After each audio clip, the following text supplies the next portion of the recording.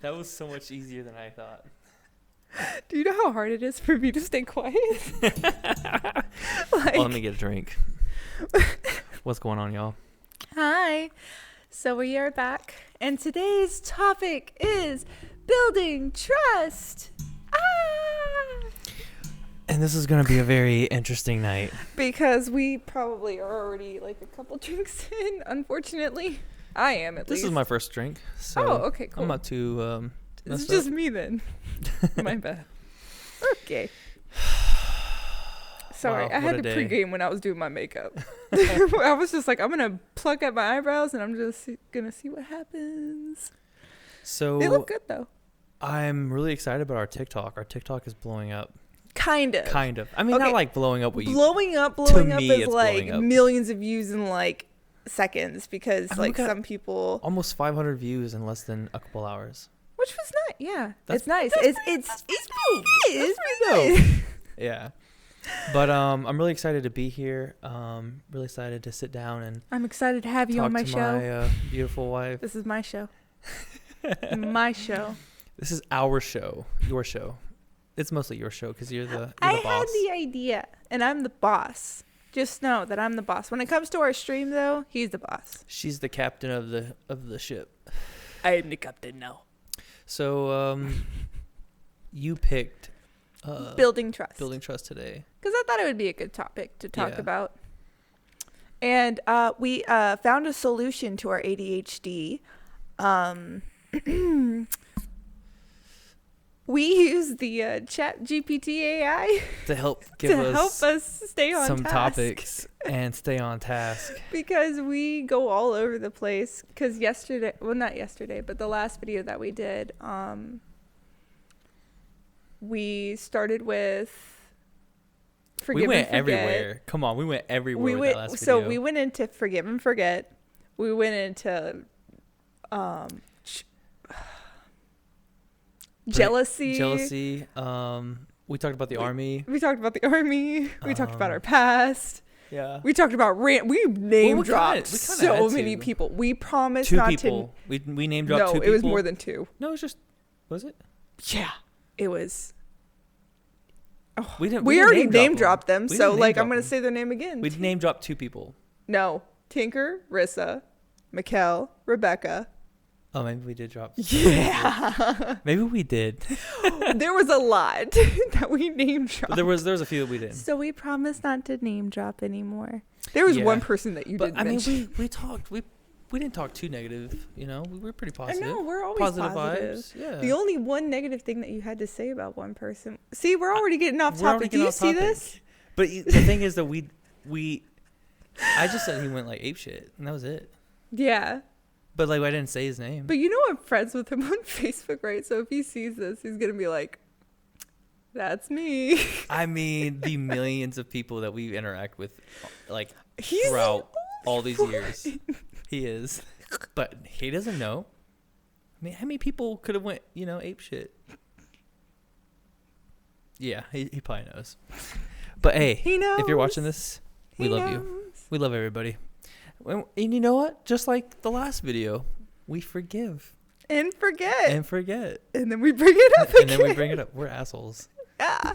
You're an asshole. I'm joking. I'm the asshole. You started it. You started it. And when right, you start something, we need to get back onto this topic of building trust. That's true. We do. Yeah. All right. So today's topic, as we stated before, we're trying to get ourselves back in the game.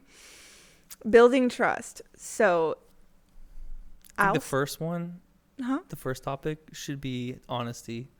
Oh, really? It should be? Or really? Really? It's not like there's a little list of things in front of us right now. I'm very OCD. I got to go from top to bottom. I'm not going to lie. Top to bottom it is. So we're going to start off with honesty when it relates to building trust. So I know that when a lot of people start relationships, I personally, because I know how I used to be, I used to be a compulsive liar. Facts. 100%. And I had no idea why I did it. I don't know if it was from my childhood or like I was just so wanting to get away with everything, or just like I sometimes I would lie and I would have no idea why I lied. And I didn't understand it. I didn't understand it myself. So if there's a therapist out there, please let me know why I did that. You grew out of it. You developed. You changed. You grew up. I did. Matured. Like, I honestly, like, there I go again with the likes. That bothers me. Why do I do that? Honestly, I'm trying to choose my words carefully now because we're actually podcasting. So it's like, dang it. Did it again. I'm mad at myself. Okay. So, what were you talking about? Mad ADHD moment. Your brain just parked its car, dropped the motor, and said, I'm done for today. Please forgive me. Okay. So, I used to be a compulsive liar, and I, again, didn't know why I did that. I've done it since I was like a teenager.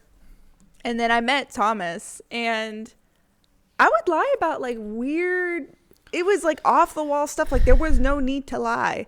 Like, hey, how was work? Oh, this happened and this happened and this happened and this happened and this happened. You would say you more so stretched the truth? It's either stretched the truth or really over exaggerated it. Like really off the top. Like I made it seem worse than what it was. But like maybe it's because I needed attention. I don't know. But I've worked on it and I'm better now. Now I refuse to lie. Like I refuse to. And if I catch myself in a lie, because you see me catch myself when I say something and I'm just like, wait a second, that's not true. Because I'm just like, wait a second. I'm like, I'm not really completely telling the truth. I don't know why I lie, but let me like back it up real quick. Why would you say that most people in today's society lie? I honestly think it's because a lot of people, it's the fear of people knowing the truth. Because like, there I go again. Because I know that a lot of people, they lie to get out of things. Or lie to like save the other person's feelings. Or lie to maybe keep a secret that they don't want the other person to know. Mm. And it's just sometimes the reason why I ended up stop lying, period, is because I remember the horribleness of getting caught in a lie and the way people treated me afterwards. Just like when you get caught up in a lie or people catch you lying, the look on their face and like the feeling that I got from people was just like, really? Like you've been lying this whole entire time? And the trust was gone. Yeah. Gone. Like I could never get that trust back because they don't believe a single word that's coming out of my mouth. And that's when I started reflecting like I need to stop doing this because nobody believes me. Like if I'm being 100% honest, I see people's faces. They're like, yeah, okay. I would say most people probably lie because 1, they don't want to get in trouble, or 2, attention, or 3, no, that's just it. Attention, or they don't want to get in trouble. Facts. I think that's why most people. I mean, like, I've done like basic, like low key, small lies just because I knew I was in trouble. You also have done high key lies. Just saying. But it was not like anything crazy. It was just like, hey, why were you late? I was pooping. I don't know, something crazy. I don't know. Like I was in the bathroom. I don't know. Like just to kind of like try to ease up on the punishment. But like, yeah, for me, it's hard. It's literally almost impossible to lie because I always do it with a smile on my face. He is the worst liar, and sometimes he would try to lie about serious stuff. Like, I'm not going to bring it up yet. We got to get a little bit more comfortable in this podcast. Yeah. But he would lie about serious stuff. And I knew you were lying. I knew it. Like, I saw it all over your face. But in my heart, I'm just like, I wanted to believe you. Yeah. I wanted to believe what you were saying. I wanted to believe it was like what you were telling me was true. Even though I knew you were lying, I'm like, I'm going to trust them. I'm lying to me. I'm like, I keep saying like, I'll get That's there okay. eventually. We'll just throw up a like counter. I was thinking about doing that for the TikTok. You know what I mean? It's okay. It's okay if you say like. Hey, if you're watching this, go ahead and hit that like button. Like it. So I would say definitely building honesty in a relationship is definitely the key to a healthy relationship. I think everybody will struggle at one point in time, especially potentially in a new relationship, because maybe partner A was in an abusive relationship prior, and partner B is they probably didn't experience that abuse, so one might be put off towards the other because of their past. Mm-hmm. So that's where I'm going to say a lot of people in their relationships might run into a trust issue.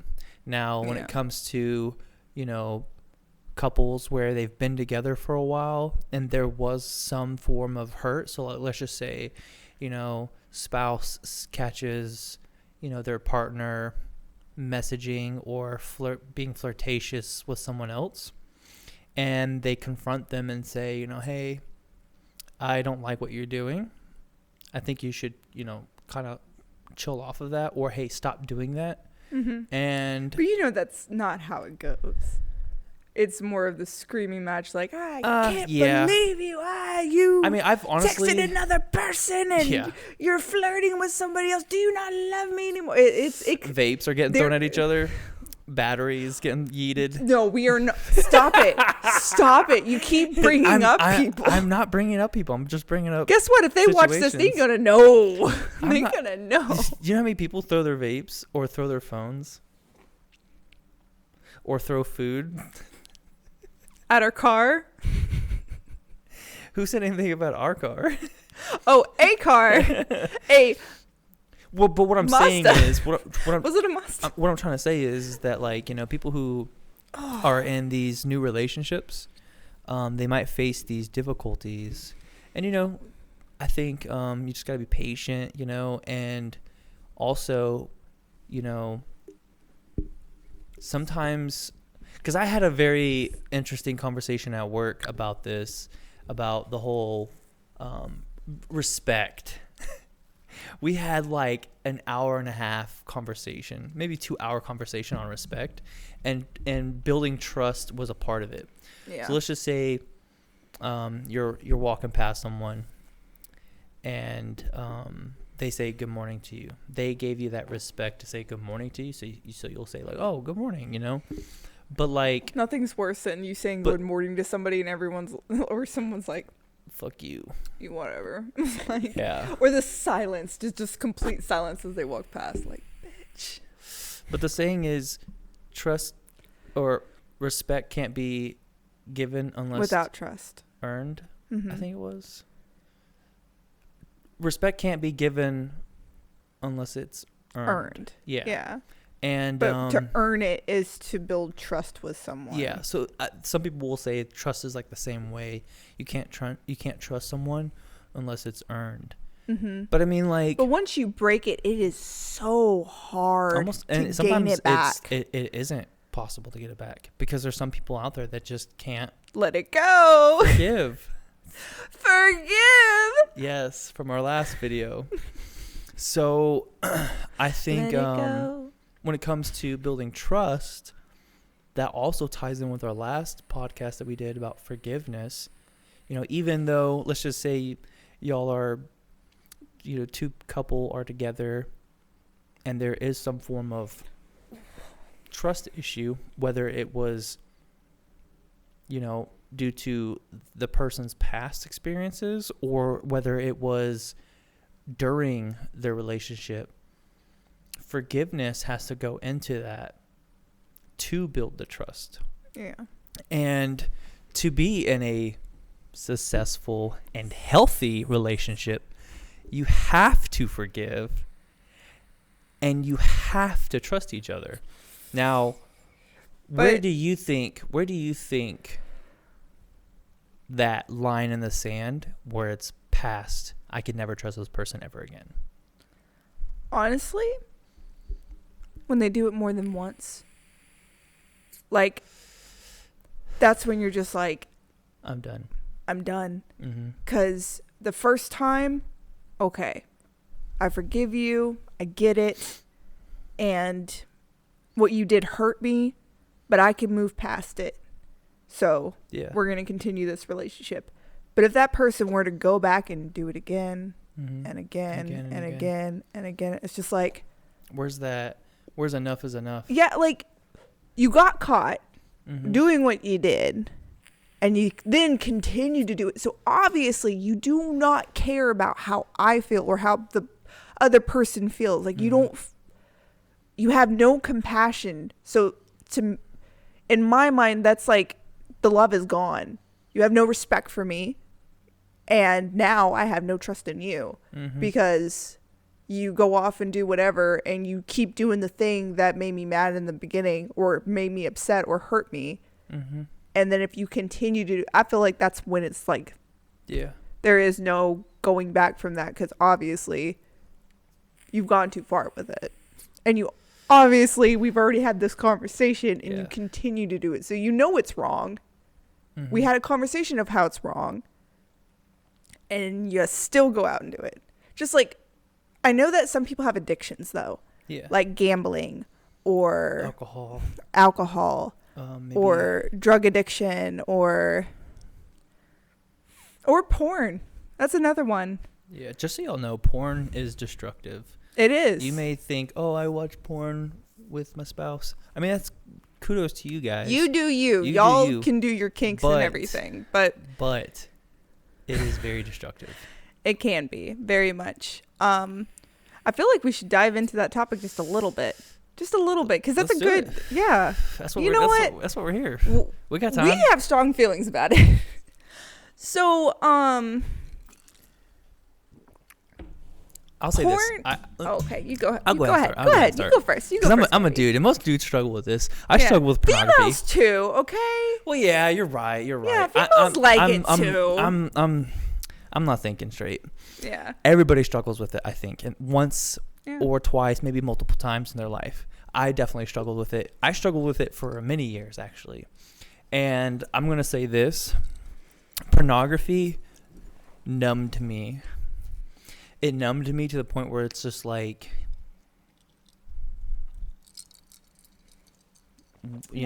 nothing excites me anymore. Yeah. And it's just like, it kind of makes the intimacy in a relationship not as important. Yeah. And I think that can lead to a toxic and destructive relationship or marriage. Yeah. Or from these crazy news and cases where the individual will get addicted to pornography, and they'll get deeper in it and deeper in it, and they'll get darker in it, and it's just like it doesn't stop. Into the dark and it doesn't stop, and they get deeper and deeper to the point where they go out and they kill somebody, and then they go to jail or prison for the rest of their life. Damn, from porn to murder. I mean, I'm not saying everybody. I know, but most. But there's some weird cases out there. Statistically, most murderers are actually addicted to porn. So what you state is kind of true. Really? Yeah, most murderers are addicted to porn. Damn. Jeffrey Dahmer. We just watched. Oh, you didn't watch it. I did. It, yeah. But like, that man weird. Seriously into like that. Yeah. Yeah. So his fantasy became more than what it was. But we're not gonna get into murders and stuff. That's my thing. That's not his thing. I was gonna say it's a mental battle. It's definitely a mental battle. It's an addiction. Just like I'm over here vaping, it's an addiction. Just like I drink alcohol once in a while, it's an addiction. It can be bad addictions. It can be but it can be control. Okay, so I understand there's a lot of addictions out there. Yeah. But at the same time, like, people who obviously this is an addiction. Oh yeah. 100%. 1,000%. 1,000%. Like, if I go out without it for a while, I'm losing my mind. And yes, we've tried quitting before. Yo, you should see us on when we flew for 10 hours. We were like crackheads coming off that plane. Like, where's my vape? Where's my vape? Where's my jewel at? The vape Where's my pot at? You know, the vape is empty when you get off the flight, and you're just now getting into the car to like actually go to your destination. It's dead. You pull out the vape bottle juice, and it drops into the bottomless pit of doom, and right between the seats. And then you're just sitting there, just like breaking your back trying to get it. Like, I need the juice. I need it. Yeah, we crackheads when it comes to vapes. We really are, like and it's sad. A break of 10 hours. Oh, my hair got caught on the microphone. Okay, but as I was trying to say, there's some things where you can have it and enjoy it, but it not be an addiction. And that one thing is like alcohol. Yeah. I know many people who drink alcohol once in a blue moon or only on special occasions because they do it because it's an occasion. Social thing, maybe? A social thing.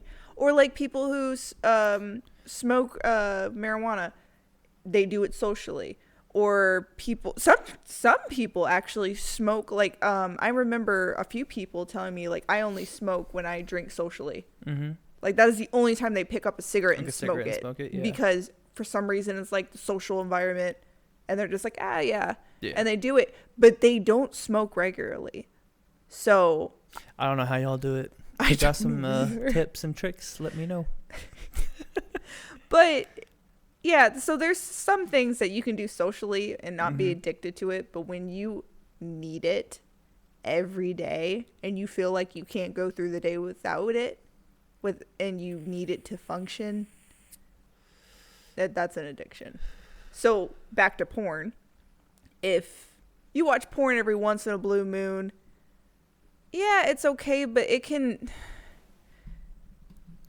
it can lead down some dark, especially when it comes to your spouse. Yeah. So the reason why we have such a strong opinion on porn is because number one for me is comparison, yeah. Comparison, whatever. I would get compared a lot to like this type of porn that you liked, and it would make me feel some type of way because I'm just like for example, something simple like lingerie. You were just like, why don't you wear sexy lingerie under your clothes, or why don't you wear it to bed? Because it's not comfortable. Like, why would I wear that? Like, that's extremely uncomfortable. Why would I wear that to bed and sleep in it? Like, no. And to me, I'm like, this is really weird. But for you, because you watch so much and you were really into it. Dang, just blast my personal stuff. You know what? You brought it up, so we're gonna go with it. Yeah. I'm not gonna go too deep into it. Don't worry. But that's something simple like that. It's just like the comparison is what gets to me. But for men, though, it's the same thing. Like, if women watch a lot of porn and they go to see what they're looking at, let's just say that I'm a white dude with a small pee-pee and my wife is watching black dudes with big pee-pees, then I'm going to feel some type of way because I'm like, obviously, I'm not what she likes. Yeah. And you start comparing yourself to the things that they like. Like, another thing is that I compared myself to some of the people that you watched because a lot of them were blondes. And I was just like, ooh, I'm not a blonde. Maybe I should dye my hair. And I actually tried to go and dye my hair because I thought you were more into blondes. So, yeah. Wow. I'm very self-conscious. I'm sorry. Yo, this just got real. I compare myself. But that's one thing. That's one bad trait about me, though. I just want you to know. What? Like, okay, I'm not trying to put this out there, but like, you know, when I do sometimes watch, like back in the day when I was watching porn, that was like the furthest thing from my head. Oh, what color the hair was? Yes. You're like, I don't care. Titties. I don't even care. I think it was just the fact that I was just the quick release and I'm good to go back to work. Let's go. So there was no in-depth search to find the right video. There was nothing. For me, it used to be that way when I was younger. Oh, okay. I'd spend like hours. Yeah, because I also that's when you know it's bad. That's when you know it's bad. So see, you need to stop if you're sitting there for an hour. I'm not only going to out my husband, but I'm also going to out myself. I was also pretty addicted to porn when we first started. Really? Yeah. You remember? No. Okay. Obviously, He doesn't remember. But I also was addicted to it. But me, it was different. Like, I had to find the right one. The one that kind of like, but after a while, like at the same time, and then also when I started working at I need a drink for this shit. But also I worked at Adam and Eve, which people who are in America will actually know what that is, but it's a just a sex shop. It's a lingerie sex shop. Lingerie / sex toy shop. And I worked there for like what, a year? Was it a year? It was a little less. Okay. I don't hold jobs very long. But it made, like, working at that store, being surrounded by that stuff so much. Now, I don't want to say 24/7 because I wasn't there that long, but being there very often and seeing that every single day, it numbed me. Like, when I came home, the last thing on my mind was sex. Like, I did not want it. I'm just like, I've seen way too much today. Like, I would have people come in and tell me all their weird stories. And I'm like, I don't want to listen to this. But you gotta be real though. Like, when we were first dating, our intimacy life was not where it was trash. It was trash. It was dog water. Just to let you know, in the beginning of your relationship, whoever you're with, most of the time, not all the time, because there's some people that hit it off right from the get-go, but most of the time you need, especially the men, they need a little work. They need to know how to get you in the mood. Because women, it's harder. Mm-hmm. It's way harder for us to get in the mood, and we also have to be vocal about it, because a lot of women aren't vocal. Like, they won't tell you what they want. We should have just talked about... I know. The topic should have just been sex. Or sex. You know what? How about this? We'll save this topic for another time. We'll get back into this because there's a lot we can talk about on this topic. So we're going to get back to trust. So let's get into... Even though we have a list, I know. we're still getting off topic. ADHD. And that's not even a part of the list. I know. I mean, unless you're reliable. In sex?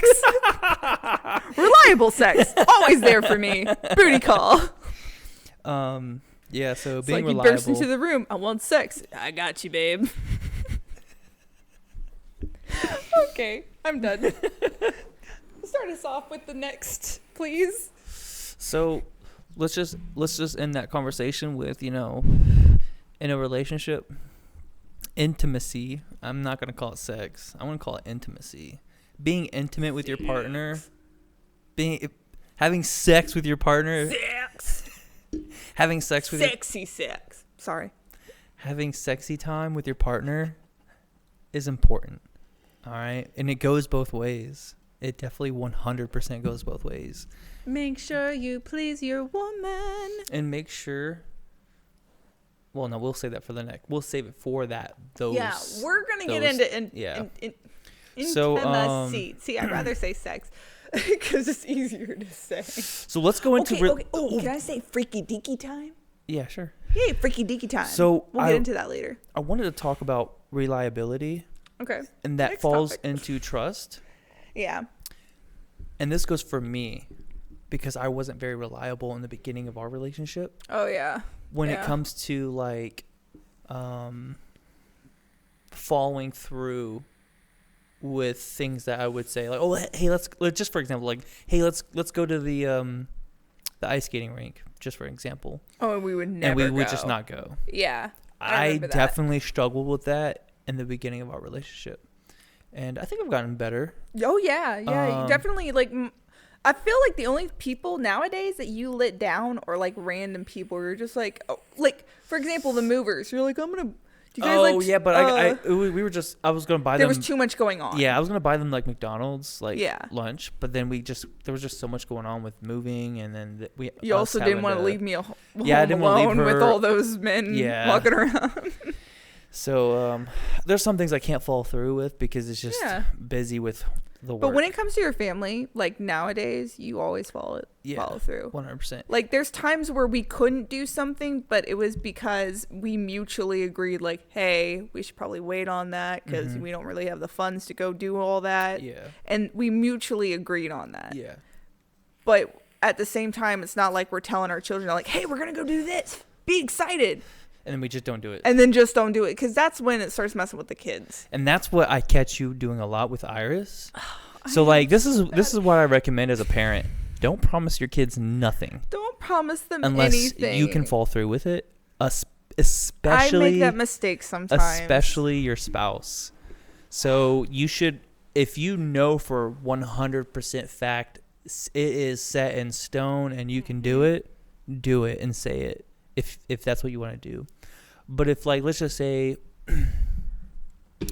you live in some weird place and your kids' favorite store isn't open on a certain day, don't promise them that you're going to take them when it's closed that day. Okay. In my defense, I was taking her to the toy store. I didn't know it was a German holiday. I don't know German holidays. We recently moved to Germany, and I didn't know that it was a German holiday. So, and it just happened recently again. The good day, happy day. What day is it called? Good Friday. That's what it's called. It was a couple years ago, and we just had it. I think it was like last weekend or the weekend before last. Because it's around Easter. It's called Good Friday. Never heard of it. Is it around Easter?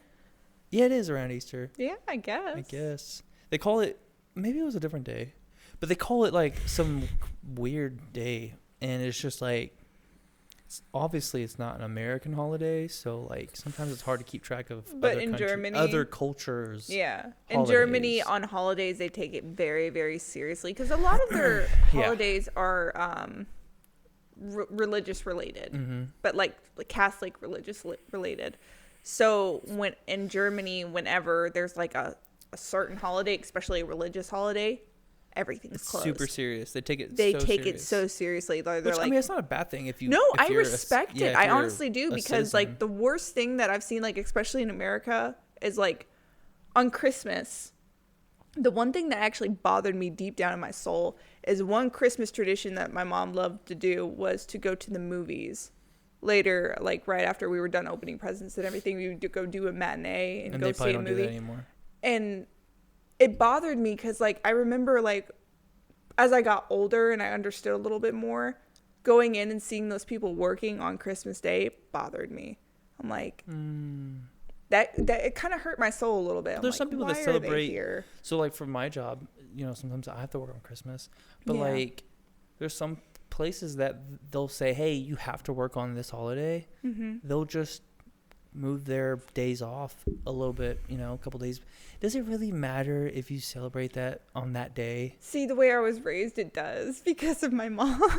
Because I mean, like, you can shift it back a couple days. I was raised by a mom who took holidays very seriously. Like every single holiday, my mom went all out all the time, and I was used to it. So I had to readjust when I met you, because you didn't take holidays that seriously. And then also you didn't celebrate one holiday that I really enjoyed.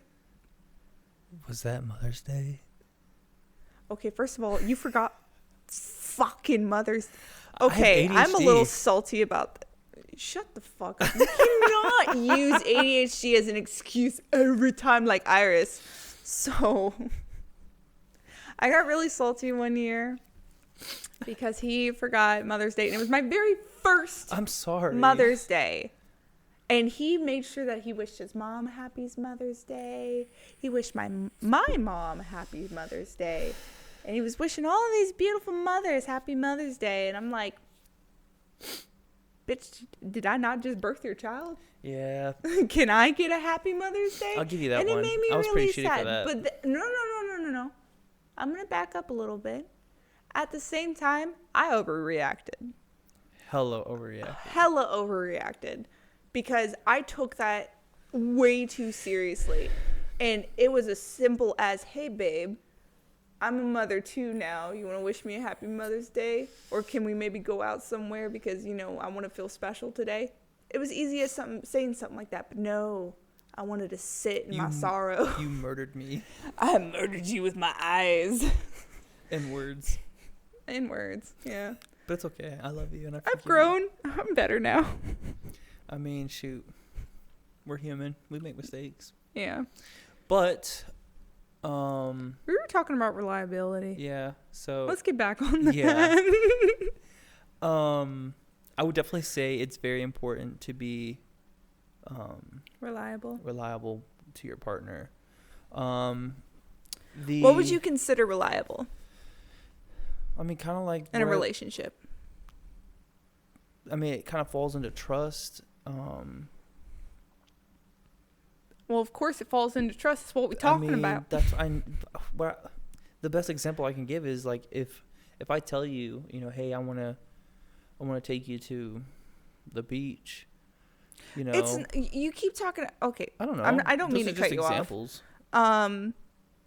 You keep talking about like events and stuff like that, or going somewhere, or making promises. Here, let me give a little bit better depth of what reliability can be.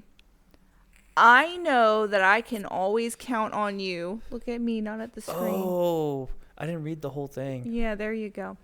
I know that I can always count on you to provide.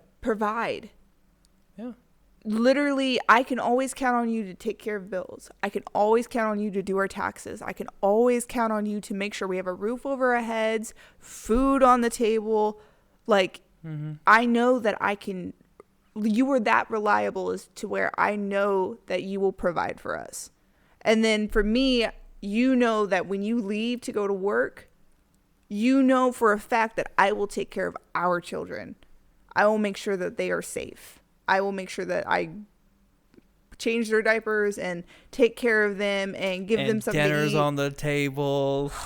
Okay, I do struggle with that sometimes. I get lazy a little bit. I mean, it's also... Make your man dinner. I mean, I'm not going to lie. They're simple-minded. So, but it's just struggle. I don't know why, for some reason, for reliability, I was just on this simple mindset of it. It's you got to be a little bit more in depth. Yeah. That's why I wanted to get you back on like a better track. Yeah, I really appreciate it. Yeah.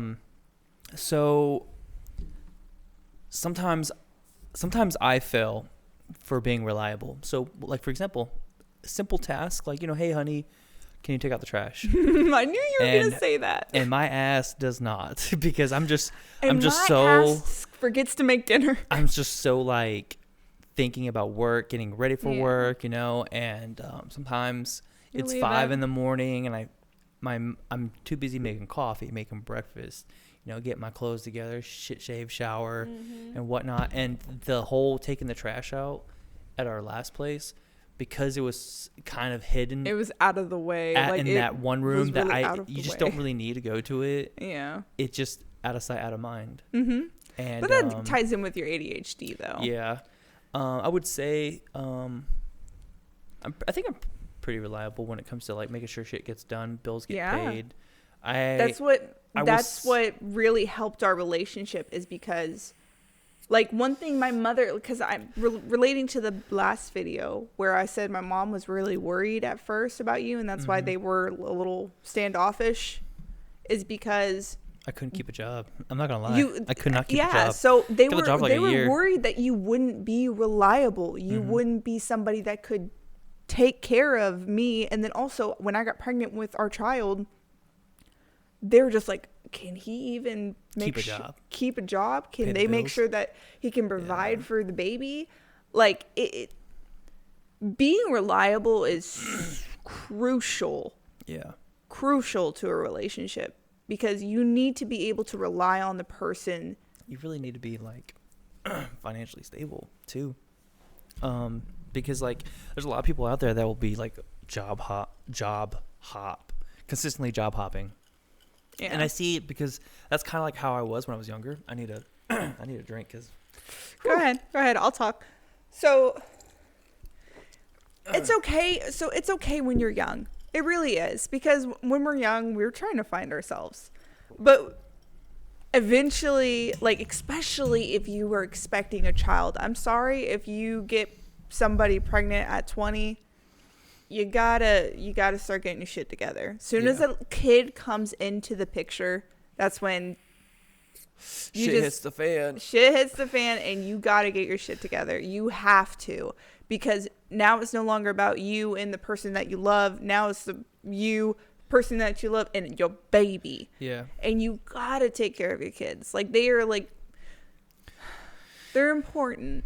And you also have to see yourself as a role model now, because that little kid's gonna look up to you for the rest of your life. Yeah. Doesn't matter if it's a girl, doesn't matter if it's a boy. And you're setting the example. For real. Like, nonstop. You're like, always getting watched. For real. You're always getting watched. At work, at home. The way I see the differences between how our sons react to us versus our daughter, I see completely different reaction between me and you. So we're literally setting an example for them constantly. Yeah. Like, Ezra's very lovey-dovey with me, and he's very kind, and then if he hurts me, he always kisses it. I know that he can be crazy, but you don't see his sweetness. So he has that side to him. Yeah. And then as Isaac as well, like, if he's still kind of too young. He's very, very young. He's still a baby. But with Iris, it's different. Yeah. It's more like she's more lovey-dovey towards you. Mm-hmm. And then for me, that's why, like our sons, they want to play with you more. Mm-hmm. Just like Iris wants to play with me more. But for our sons, they're more lovey-dovey. And then for Iris towards you is more lovey-dovey. She's very soft. Yeah. But Ezra is more like hardcore. He is hardcore rock.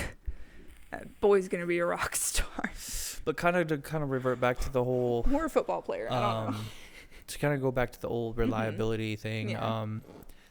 Before I met you, I worked at a company for like 2 years, quit it, worked at another place for a year, quit it, worked at another place for a year, quit it, worked at another place for a year and quit it. And I think that's why I love the military. Because I've been doing it for so long. I'm kind of forced to do it. You're forced to stay in. But if you go AWOL, you going to jail. It's the it's like, that if you don't show up to work, you're gonna get fucked up. But don't you also think that it is a reliability with your job? Like, knowing the fact that if you do what you're told and you make sure you don't do anything like that are against the rules, and as long as you do what you need to do, you have a job. It keeps there is no fire 1 second because there's no, hey, I want to put my 2 weeks notice in. It keeps me accountable. Yeah. Through discipline. So do you think the military has helped you in that 100%. Aspect of our relationship? 100%. Yeah. Because if I never joined the military, I'm just going to be like honest with you, I probably would not have the discipline and the growth that I have had through civilian work, because I'd probably still be doing the same old thing. Work for a job for a year, quit. Work for a job for a year, quit. I wouldn't have that like kind of like mental agility, like that the discipline to stay at a place and be forced to stay there. Yeah. Even in moments where I'm just like, yo, fuck this place. I hate this job. This job sucks. But you have to stick it out. Mm-hmm. You have to be there, and you just can't quit. You can't be like, in conclusion, I know that a lot of people have said that the military has broken up their relationship. In our case, the military saved our relationship. I honestly believe it did. It really did. And God, because we had a turning turning point. Wow, words. We hit a Y intersection, and you had to choose to stick it out. Yeah. Or go our separate ways. Go our separate ways. Yeah. And God, like when we had, we'll get onto that story on another note, but we had like a really amazing turn in our lives when we went, like, we were arguing arguing so bad to the point where I was crying on the way to church. But for some reason, I really wanted to go to church that day, and I forced you to go. I was just like, get in the car. And of course I'm glad we did. But like when we got there, it's just like the experience that we had. It was definitely life-changing for sure. 100%. It was life-changing. Like we were crying together so hard because it was just like a turning point. We were sobbing. We were not doing good. We weren't, but that was a turning point for us, honestly. Yeah. It's like, the military kept that stability, but that moment is what. But the military the military has a very high divorce rate. Yeah. And it does have a very high because of the separation. Yeah. See, in my case, I haven't been separated from you. And I will admit I haven't. But that goes back to trust or anything. Because when you're separated, especially in the military, if you're separated from your spouse, you have to trust them. Mostly women, because I know that women also go overseas, but I'm saying like women dependas. Don't mean to call you guys that, but I'm also one, so team dependa. When like speaking from somebody who is a dependa, and if you were to go off to overseas or whatever, to where I can't see you and you're gone for like 9 months, I'm worried. And honestly, every single girl out there is worried that the person that you love is either doing something bad or cheating on you or doing all these, and it gets to people. Yeah. And then not only that, but the men who go overseas, like we've known a few people where this has happened to them. They come back to nothing. They come back to nothing. I know people that have come back where every single thing was taken away from them. Their bank accounts were drained. Or they come back and they realize that their wife got pregnant by another dude. Or they we have stories, but I can't tell them. But we've known both sides. Yeah. Where the deployment, sorry, I was trying to think of the word. Both sides of the deployment, where whether it's the male or the female or the partner A or partner B, it doesn't matter. Like somebody does something, or somebody's worried that somebody's going to do something. Because in my opinion, in most relationships, not all, but most relationships, there's always one person who's like more loyal than the other. And then the more loyal person is always going to be worried. Yeah. So anxiety, man. Just thinking about, are they going to do something? Are they going to mess up? Are they going to cheat on me? Are they going to do this? Are they going to go to what is it called? It's not a whorehouse, but I don't want to call it that. Like the red light district, a whorehouse, No. What else is it called? Prostitution? No. Happy ending salon? Oh, a massage parlor. A massage parlor. Sorry. I was trying to think of what it was called because they have them in Korea. Damn. I'm so sorry. Forgive me. Because my brain's just like, whorehouse. But there's like massage parlors that a lot of military men that we've known got caught going to one of them, and their wives finding out later. Crazy. And they got the happy ending special. Everything was ending. Everything was ending, even your relationship. All right, so we talked a lot about reliability. My words are getting messed up. So now we need to talk about transparency. So I'm going to start us off because sometimes you can go on a little weird tangent. Are you reading? Yeah. All right.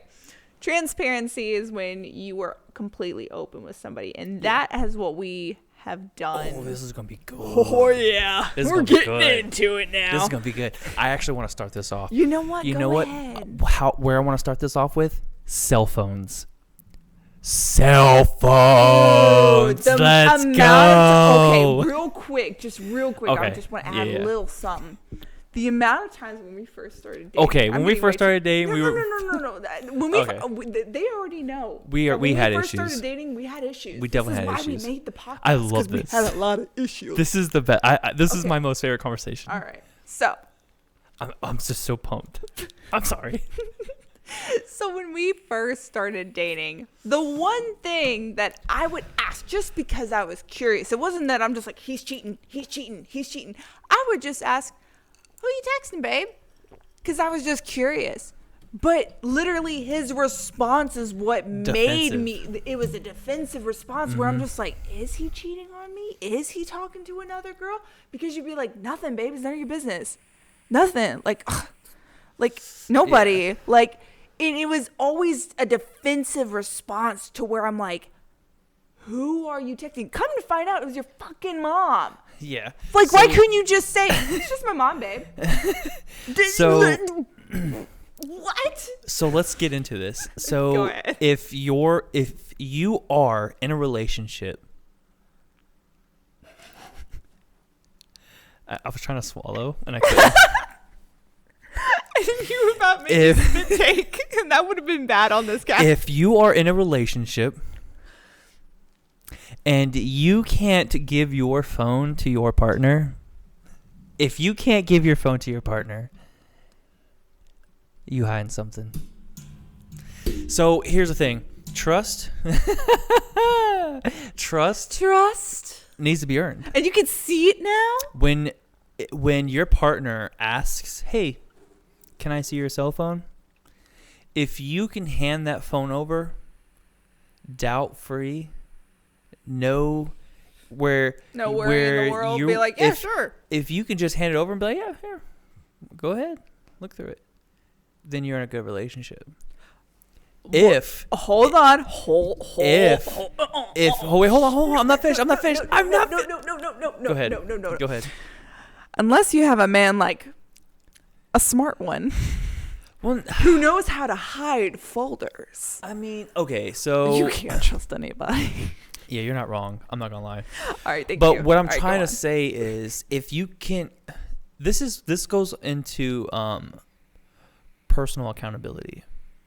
So like, and I'm not going into like, oh, how good can I hide something, right? And it is in that. But what I'm trying to say is, if you're in a relationship and if your partner asks you for your phone and you feel some sort of guilt, and this is where I'm going into the whole self-reflection. Mm-hmm. This is for you people out there who if you've ever handed your phone to someone and deep down inside you felt a bad feeling, whether it's guilt, you're afraid, you feel nervous, you need to do some self-reflection and fix some stuff in your life, because the cell phones are very powerful.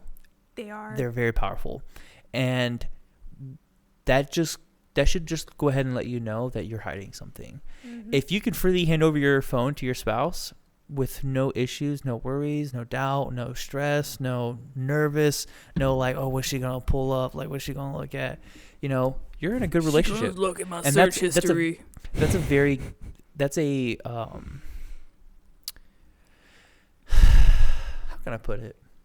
That's when you know you're just in a very healthy relationship. That's when you know you're doing the right thing. Like, yeah, that's when you know you're doing the right thing.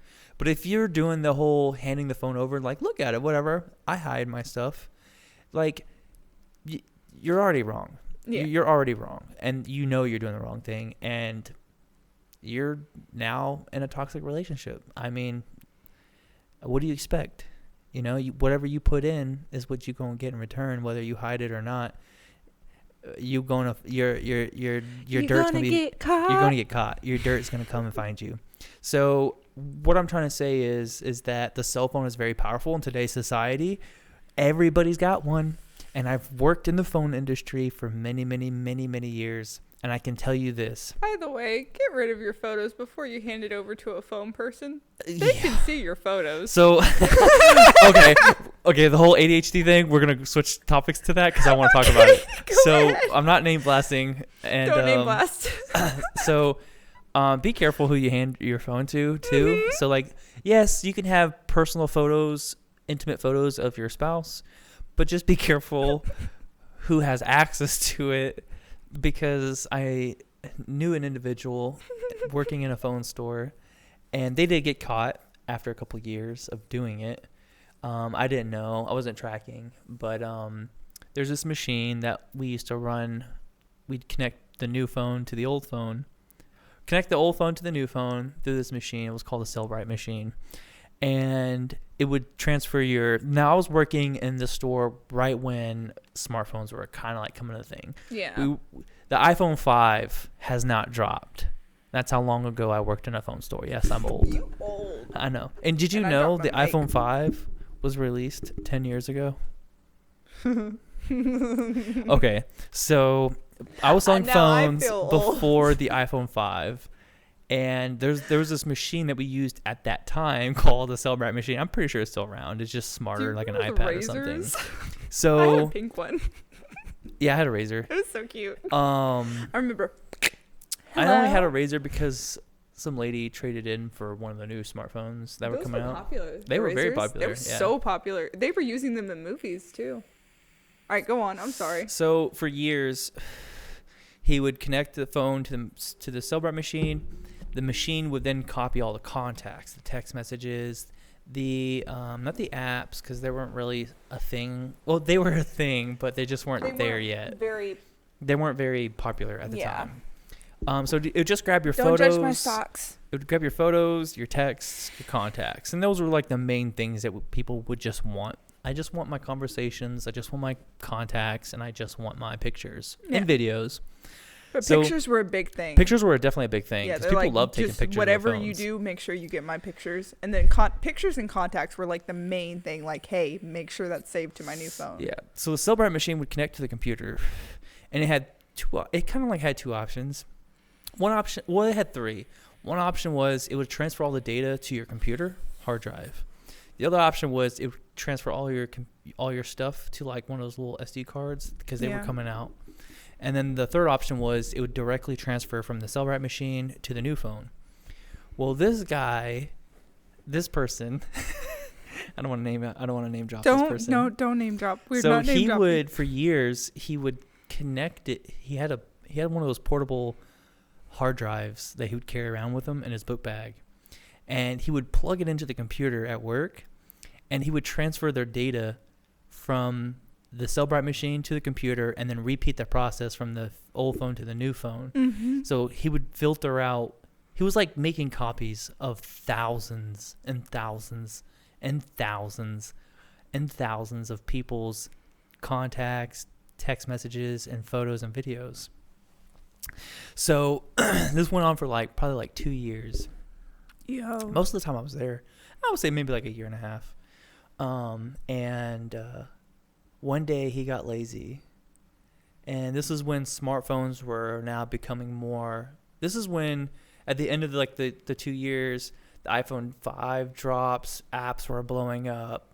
I mean, people were so invested in trying to make a new app that the amount of these apps were just mind blowing. Like the technology was. I was like, wow. We advanced so quickly. Yeah. So there was this app that if you were to send a text message, it would record it. Like it would just copy it, mm-hmm. and it would save it. So she was going through a divorce, and she was working with a lawyer, and she downloaded this app to keep logs of sent and received text messages for evidence to win her case in a divorce. So we were still new to this stuff. Like we didn't really know all the apps. Yes, we were selling phones. Yes, we didn't know every single app that existed.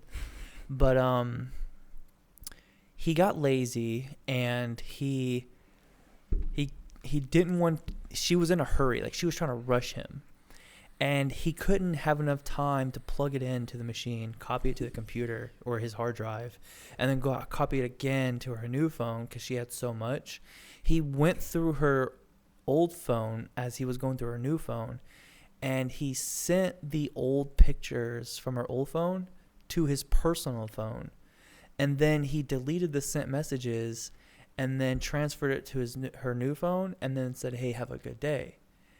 So her later seeing these pictures pop up in the app on her new phone, and she's just like, I didn't send these to nobody. So she gets the phone number that it was sent to, and she plays it smart. This girl was smart. Oh, shit. She comes back and flirts with him and says, hey, I think you did such an amazing job giving me this new phone. I thought you were really cute. This girl is beast. Baller.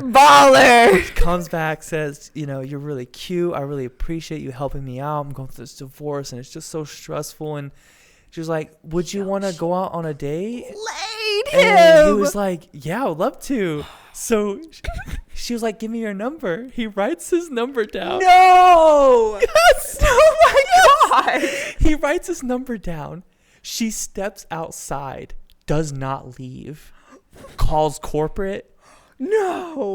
And corporate immediately contacted our boss. Yo. It was epic. And that girl was beast. Yes. Baller. Fucking MVP right And there. I took his spot because he was the store manager. That's how you got your manager position. And I became the store manager. That's the best way to get up to the manager I've ever heard. And he was banned from the company. And the corporate chain told him he could never sell for that company ever again. He shouldn't be able to work for any phone company at that point. So that's crazy. She said that she was going to sue him and press charges and Hell take him to court. But she was just like, that was only if the company didn't fire you. Oh, okay. So the company definitely fired She just his wanted ass. some kind of repercussions. Yeah. Okay. I respect that. Girl, yo, it was crazy. For some reason, if some point in your life that you watch this and this is you are a fucking beast. Legendary. Holy crap. And this was like back in like 2012. All right, I gotta do a clap. I think it was like 2012, 2011. Yes. That's 2000 what? It was like 2011, 2012. All right, so if that's you a beast. Yeah, it was around that time. You legendary. Maybe it was 2013.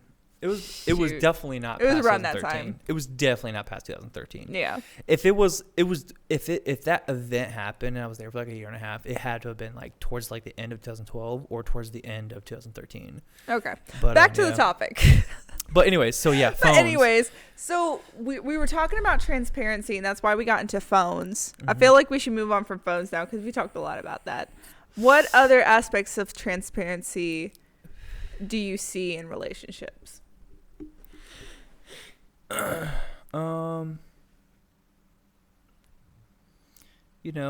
Maybe married spouses or couples who are dating, maybe one gets bored of the other or doesn't feel like they're getting enough attention, so they go out and they cheat or drink or do something, and then they just play it off like nothing ever happens, and in the relationship it becomes toxic because they do some, let's just say someone works, they tell their spouse, hey, I'm working late tonight, and they go out and date, whatever, who cares what you do something that you're not supposed to, and you do it consistently to the point where like you now know something has changed, so they come home late and they're very off. Yeah. They're very off, and something's going on, but they're not being transparent with you. They're not like opening up to you, like, hey, what's going on? It could be like as little as PTSD. Service member goes downrange, they see some effed up shit, they come home, and they're fighting this mental battle. Yeah. So what they do is they'll go out to these are just examples. They go out to a bar late after work, they get drunk, or they just have a few drinks. Just that drink, just to numb the pain. Yeah. They come home and they don't tell their spouse. They don't tell their spouse that they're dealing with problems or they're dealing with something or they're doing something that they're not supposed to. Can I bounce off that? Yeah. So the reason why I wanted to bounce off that is because I know that I have like strong feelings for service members because my dad was a service member, and so are you, of course.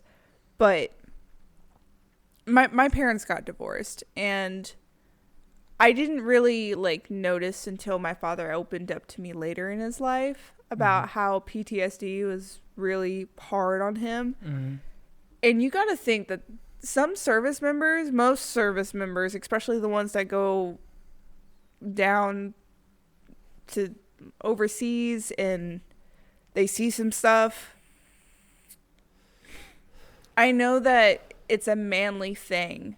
It's a manly thing to come back and act like everything's okay. And so I know that today's society's kind of changing to where men can be a little bit more vulnerable without being judged. Mm-hmm. But before, it was seen as weak. So when they came back, and if they were like crying or weak or anything, like the older generation, they didn't want to go get help. It was seen as weak to go get help. But it's not always. There's some situations where it's not about the person doesn't want to seem weak. It could also play into like they're not getting the help that they deserve. Whether That's it's also true, yeah. Where, for example, this is a great example. Okay, go ahead. Because we're kind of moving off of topic a little bit. We're gonna always move off the topic. We got ADHD. Behavior health through the military system. Everybody can. Most people in the Army or any military branch can tell you behavioral health is awful. Like, it's not great. It's not a great service. And they're always talking about, oh, go see behavioral health if you're struggling with, mental issues or, struggles or whatever, depression, anxiety, this, that, whatever, the other. But like sometimes you feel like you go in there and they want to get you in and out because they got other people to see. And sometimes you don't feel like you get that help. That sucks. So, and especially with service members that get out, the VA has a very bad rep. Now, I can't speak for the VA because I've never personally dealt with the VA. But you've heard stories. But I've heard so many stories where service members, like veterans, are out. There's homeless veterans that don't get the help that they deserve. There's so many veterans out there that don't. There shouldn't be homeless veterans, period. That shouldn't be a thing. I'm sorry. Yeah. There should be some kind of program. Because that bothers me so much. I don't know, because I really don't know. All I know is from the things that I've heard from the VA not being the greatest service. Now, there's some people like my father, like, yeah, it took him years to get help through the VA, but like he got that help through the VA. Took him a while. It took him years. But there's some people that need that help. There's some people that need that help like now. Yeah, of course. I mean, if you feel like you're struggling with any type of mental disorder, depression, anxiety, if you feel alone or whatever, hit us up. Yes. Hit us up. I am a brother. I will talk to you. I will be there for you. If you need some words of encouragement, if you need some positive encouragement, some positive vibes, hit me up, because that's what I'm here for. I get along with just about anybody. Yes, he does. I am always there for Walmart, for anyone. And he will make friends with the people behind us. Randos. And that kind of goes back to that literally goes back to the last video that we did, the last podcast we did. Yeah. You take yourself out of your shoes and put yourself in theirs, and you see it from their perspective. You're very because they're just as vulnerable, and just as they have feelings, they have a heart. We all die, so we're all equal. That's how I see it, Yeah, we all have our own life that we're living. Some lives are harder than others. Everyone has their own problems. But so shoot, we kind of went off topic a little bit. Oh yeah. But there was something I wanted to talk about with the whole being transparent. Gosh, I forgot. Dang. Because I was like working. I was like, I got something I can say, because this is good with being transparent. It was. Think. I'm trying to think. It was. Think, Thomas. Think. You got Dang. this. I forgot. ADHD. It was right before we were talking about the military and stuff, like your father being. Mm-hmm. You were talking about how PTSD can be a... Oh, I found it. It clicked. Okay. So the whole transparency. Your partner is someone there for you to build you up. And yes. I'm trying not to get emotional because this is a very get emotional. This is a very our part. This is a very touchy our subject. Podcast. Get emotional. So, a lot of people neglect their partner and belittle them without knowing it. And what I'm trying to say to these newer couples, whether you're freshly dating, freshly married, or even been married for 10 years, your spouse, your partner, whoever you're with, is not your punching bag. They're there to build you up. Yeah. You can go to them when you're hurting. You go to them when you're struggling. You go to them when they're struggling. You guys have to build each other up. You're there for them because you love them, you respect them, you trust them. Like, you have to remember, and I had to work on this too in our first years of being in marriage. Mm-hmm. Back in years ago. Your spouse is supposed to be there for you, and it goes both ways.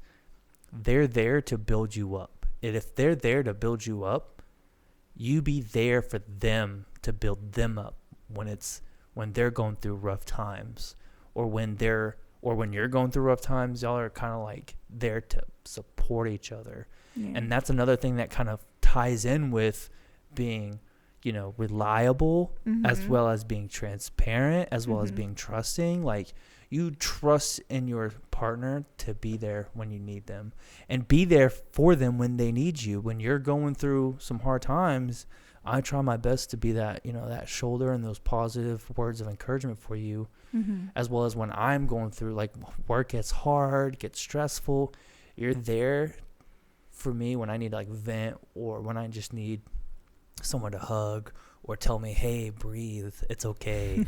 Like, we're gonna get through this one day at a time. Yeah. Y'all are there for each other. Y'all are there. Do not forget that your partner is you fell in love with them, you married them, you're dating them for a reason, because you love them, and you have some form of relationship with them. Don't forget that they're there for you just as much as you need to be there for them. So, yeah, definitely want to talk about that. That was great. Yeah, because a lot of people, man, sometimes they don't realize that dating or being together for a while, they forget that their partners, sometimes they treat them like a punching bag. Yeah. And, you got to be there for them. And that goes both ways. And it goes both ways, yeah. Especially with mental health is a big one for me, mm-hmm. especially because, like, some people, like, you don't see mental health, you don't see mental battles, you don't see what the other person's going through, but you notice a change in their behavior, you notice a change in their demeanor, you notice a change in the way that they go about things. And a lot of people, they don't really understand mental health, especially when you don't know exactly what they're going through. So if you've never actually felt deep depression or suicidal depression, and you've never known that feeling, it's so hard to be there for somebody who is going through that. It's very, very hard, but you have to try. You can't just be like, hey, just be happy, suck it up, everything's okay. You gotta be there for them in a way that that you want to be their comfort, instead of just be like, hey, just get better. That's not helping. Hey, I know you're blind, but stop wearing glasses. Stop it. Okay, I'm fixed. I can't see shit. Quick thing. Sorry, I really have to pee. It's okay. So I'm going to go mm-hmm. and do that. You start talking about boundaries. Yeah, I was going to say that's the next one. I would say that boundaries.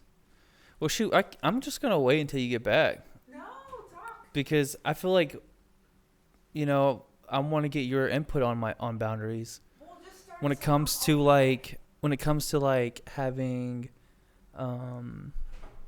separate bank accounts. I mean, some people, they like to have their own bank accounts. They partner A and partner B both work, but partner A is just like, well, let's just have a joint account, where partner B is just like, well, let's just have our separate accounts. Let's, whatever I get paid, I'll put in X amount to pay the bills. You put in X amount to pay the bills. So those are some things that you got to kind of like work with in your relationship when it comes to boundaries financially. I think finances is definitely one of those main breaking points, or the main causes of divorces or separation or breakups in relationships, due to, maybe partner A makes a lot more money than partner B, and partner A thinks that partner B should put in more work, whether it could be around the house, or they just want them to have a better job because they don't feel like. So like, how, this is just an example. I was watching some TikToks, and there was these females saying that they think that their man needs to make more money than they do. They need to be the breadwinners. So when it comes to like boundaries, we're going to be talking about finances in this one, because finances is like a big cause of like divorce and separation and whatnot. Because I'm trying to talk about finances for boundaries, because some people, they like to be like, oh, I want my own bank account, and we're gonna split the bills. Those type of boundaries, financial boundaries. Like, okay, let's just say you work and I work, right? But we don't have a joint account. So like, it's like I want my own money. See, that's where I disagree. But some people will say they disagree with what you say. So I know. To kind of give it a perspective of both realms, let's just take ourselves and put. Do you mind if I turn this off? Yeah, sure. Go ahead. I'm fine. Just click it. Again? There. All right. So figured out how to use the table. Let's just say you're the breadwinner. So you make more money. I make the money, honey. Yeah. So let's just say you're the breadwinner. Okay. But I do bring in an income. Mm-hmm. So let's just say you have. I'm a doctor and you're a teacher. Let's say you bring in $100K a year, and I'm going to be the average typical American that brings in like 30, 40K a year. Teacher. Yeah. So you're the breadwinner, right? Actually, teachers make less than that. Would you say having separate bank accounts is a bad thing? You want me to answer honestly? Yes. I don't agree with it. Because in my opinion, if you were in a joint relationship with somebody. Now, are we talking about dating or married? No, I'm talking about marriage. Okay. Dating, different aspect. Keep your stuff, because they have not. For me, marriage is a commitment to each other. So without the marriage, there is no commitment. Now, when you're working on dating and stuff like that, yeah, it's good to work for those types of things. But you also got to think, if there's no commitment there, you have to have that kind of safe boundary with that person, because you don't want them, like, let's just say that you were to open it up and you guys aren't actually married, and they do something where they take stuff out of your account or buy things that you really didn't want them to buy, or drain out your stuff. That's when it becomes a problem. So I feel like the reason why I believe that in a marriage there shouldn't be boundaries when it comes to like finances and stuff is that if I came to you and I said, like, I really need, like, I need a car. I'm going to go for something expensive. I need a car. Look, I got a job and we only have one car, and I need to be able to get to that job. I need to be able to drop the kids off at daycare. I need to be able to do these things. I only make this much money, but you make a lot more. I don't have enough of my money to buy myself a car, but I need your help. I shouldn't have to ask permission to take a little bit of your money to buy myself a car. It's more like, hey, babe, I really need a car. All right, we'll work it out. That is the big thing. It is our money. It is our financial. It is our house, our cars, our everything. Yeah. It is not longer me and you. It is we. Because you are married. You are one. Yeah. And that's how I see it. Is like, yes, there's going to be, and I know that I am independent. I don't work. I'm a stay-at-home mom. And yes, You used to work. Yeah, I used to work, but like it's kind of harder now with three kids. 3 kids, yeah. Because daycare is expensive. But like, when I was working and everything, my money was not my money. Like, shoot, when I got paid, the first thing that I was doing is like, I want to go get my hubby a gift. I want to go get my husband something, because it was, to me, it was spending money, because like I wanted to get gifts for people, because I guess that's one of my love languages, that I love to give to people. Yeah. But I don't know. It's just, I feel like if you're in a marriage and you have separate bank accounts and everything, you guys aren't actually like vibing together or anything. I don't know. Yeah. Because I can see, because I do agree with you on that, but I can see it from a different perspective. Maybe there's a trust issue. Yeah. There's a trust issue, you know, and that's why I see it as a problem. I think that's where in today's society, people, you know, they're getting into marriages like their relationships. And I just want you people to know out there, I hate that word, you people. It's just Don't awful. say you people. I feel like that's just awful. You know what I like to say? What's that? You beautiful people.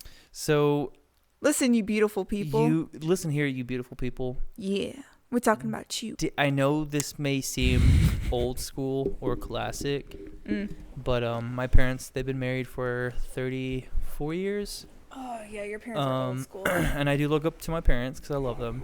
They're awesome. And they're amazing. We need to have them on the show sometime, because they're like the ones I look up to.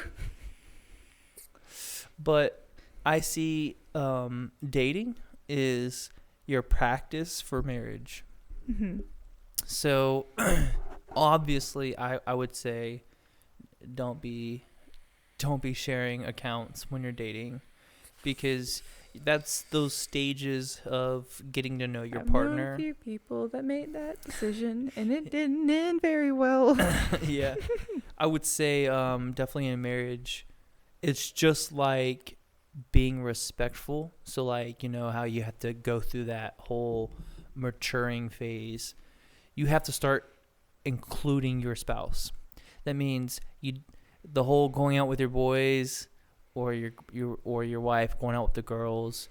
Yes, it's okay for that to like happen once in a blue moon, but like typically when you are in a serious relationship, marriage, you have to stop thinking about yourself and think about your spouse. You have to put your spouse above yourself, because your spouse is going to do this. Your spouse is supposed to do the same for you. Can I bounce off that real quick? Yeah, go ahead. So one thing that, especially for like, let's just say like going out with the boys, think about how your wife feels at home. Like, let's just say that she's with the kids, or let's just say there is no kids. She's all alone. You're out having fun. You're out drinking with your buds and everything. Get your wife included.